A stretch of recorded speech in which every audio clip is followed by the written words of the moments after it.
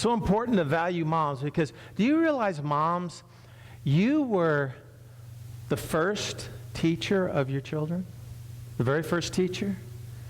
And some of the most important and critical lessons they ever learned, they learned it from you. They learned that they were not alone. From the very beginning, after they were thrust into this little world and the doctor cleaned them up and the nurse put your child on your chest, and for the first time your child felt skin to skin. And that was the beginning of them knowing you. They knew you from your whisper. When you just said, "You are such a pretty girl. You're such a beautiful boy. I've waited so long for you." And those words, and that, without any comprehension of what those words meant, your voice told them that they were cared for and they were loved. And when they would feel out of control and when they would feel uncomfortable and they would scream and they would yell, you would take them in your arms and you would rock them and say, "It's okay, it's okay." And they didn't understand what that meant. But your voice, your touch, that connection enabled them to calm down. And they even closed their eyes to your shushing and closed their eyes. And they learned from an early time in life, even when they would go stinky. You know, Stinky didn't run Mom and off, did they? I want to tell you, usually when you stink, everybody in the world abandons you, and that's the way things. That's right. That's right. Because when you stink, what does a baby understand? That's when they get attention, right? And there's Mom, caring and loving, and that child, for the very first moments of their life, they begin to understand that when they are feeling pretty bad, change is a pretty good thing. And that change is a great thing.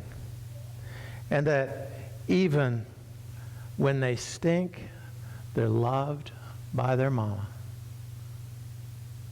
And that's when they get kisses. And that's when they get all their toes counted and their tummies tickled. You know what I'm saying? Moms, you taught your children so many things, and that is how to crawl, how to not put everything that they touched in their mouth. You were there and you helped steady them and coax them and, "Come on, take a step, take a step, take a step."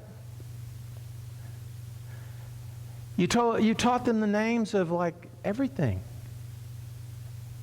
of what things were, and the things to like, and the things to stay away from. No, that's dangerous, don't touch that. You were the ones that hugged them. And that hug them put them in a special place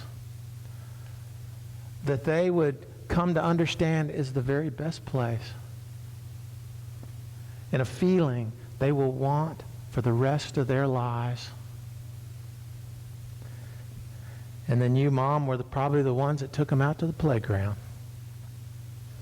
And that playground may had all sorts of kids and all kinds of obstacles and things to climb and things to slide down and all sorts of things to do. And they really understood that there was a big world out there that they could go in. And that there were other people in that world for them to know. And that world was a world that was inviting them. They were challenged for that world. And you kept them engaged in the playground. And you shooed them off to the first day of school.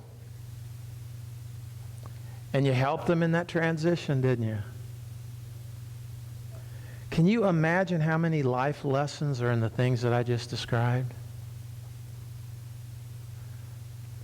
No one has taught your kids more life lessons than you have. Than you have.